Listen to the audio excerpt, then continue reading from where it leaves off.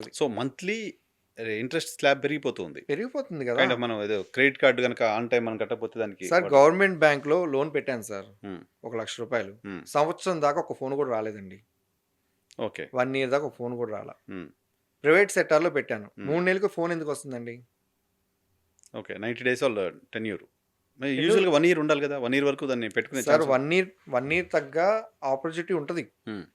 దానికి స్లాట్‌లుంటాయి. హ్మ్. మీకు ఏం జెప్తారంటే రూ. 1,00,000 వస్తువుకి 50,000 తీసుకుంటే ఒక లెక్క. 60,000 తీసుకుంటే ఒక లెక్క. 70,000 తీసుకుంటే ఇంత వడ్డీ ఓకే. అని చెప్పుకుంటా వెళ్తారు. ఓకే. మనకు అవసరానికి ఆ టయానికి ఇంత అమౌంట్ కావాలో మనం చూసుకుంటాం తప్ప దీని స్లాట్‌లన్నీ ఆలోచించం మనం. ఓకే. గవర్నమెంట్ బ్యాంక్‌లో పెడితే స్టాండర్డ్‌గా ఒక రేటే ఇస్తాడు. స్టాండర్డ్‌గా ఓ రేట్ ఉంటది. ప్రైవేట్ వాడైతే ఎక్కువ ఇస్తాడు. ఎక్కువ ఇస్తది. 1 వడ్డీ ఇయర్ దాకా కదిపించడు కదా మీకు. హ్మ్. 1 ఇయర్ తర్వాత మన అమౌంట్ తీసుకెళ్ళి రెన్యువల్ చేసుకొని వస్తాం. హ్మ్. ఇప్పుడు పెట్టారు కాబట్టి రూలు హ్మ్. మోడీ గారు హ్మ్. చేసుకొని వస్తాం. హుహు. కానీ ఇక్కడ ఏమవుతుందంటే మన బలహీనత, మన అవసరం మన అవసరం, వాడికి మన అడ్వాంటేజ్. టైము లేకపోవడంతో వాళ్ళు క్యాష్ చేసుకుంటున్నారని గట్టిగా ఉంది ఇందులో. హ్మ్. హ్మ్. హ్మ్. కనబడుతుంది ప్రాక్టికల్‌గా. ఓకే. సార్ ఒక మనిషి ఇవాళ కాకపోతే రేపు గోల్డ్ తీసుకెళ్తాం. ఒక 500, 1000 ఈరోజు నష్టపోతున్నాం ఆలోచిస్తున్నాడు తప్ప, హ్మ్. ఒక మనిషి అలా చేస్తే వందలు, వేల మంది, లక్షల మంది దగ్గర ఎంత కలెక్షన్ చేస్తున్నారు వాళ్ళు అమౌంట్. 3,00,000 2 తెలుగు రాష్ట్రాల్లో 4,68,000 కోట్ల రూపాయల బిజినెస్ జరుగుతుంది అవును ప్రయాణం సార్. అంటే. దానికి రూపాయి ఇంట్రెస్ట్ అయింది ఎంత అవుద్ది? అదే కదా! Oh my God! నెలకి ఎంత అవుతుంది? ఆ డబ్బులన్నీ ఎక్కడికెళ్తున్నాయి? హ్మ్. గవర్నమెంట్ ఎందుకు తీసుకోలేకపోతుంది? ప్రైవేట్ సెక్టార్‌కి ఎందుకు వదులుతుంది? గవర్నమెంట్ సెక్టార్‌లో కూడా ఇది ఉన్నప్పుడు హ్మ్. గవర్నమెంట్ ఇంత బిజినెస్‌ని ప్రైవేట్ వాళ్ళకి ఎందుకు వదిలేస్తుంది? ఎందుకు వదులుతుంది?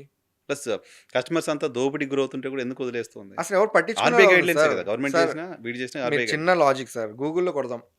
అసలు ఏంటి ప్రైవేట్ సెక్టారు అని చూద్దాం.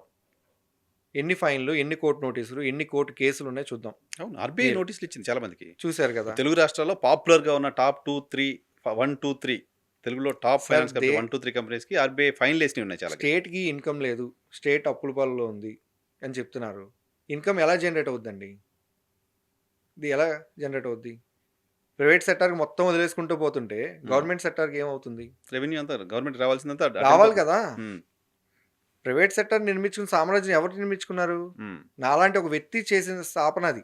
హ్మ్. హ్మ్. అంతేగాని ఒక 100 మంది, 1000 మంది నిర్మించింది కాదుగా. హ్మ్. నాలాంటి ఒక ఆయన అనుకున్నాడు. ఒక వ్యవస్థ పెట్టి చేసుకుందాం అని. అది వందల కోట్లు, లక్షల కోట్లకి ఎళ్ళిపోయింది. హ్మ్.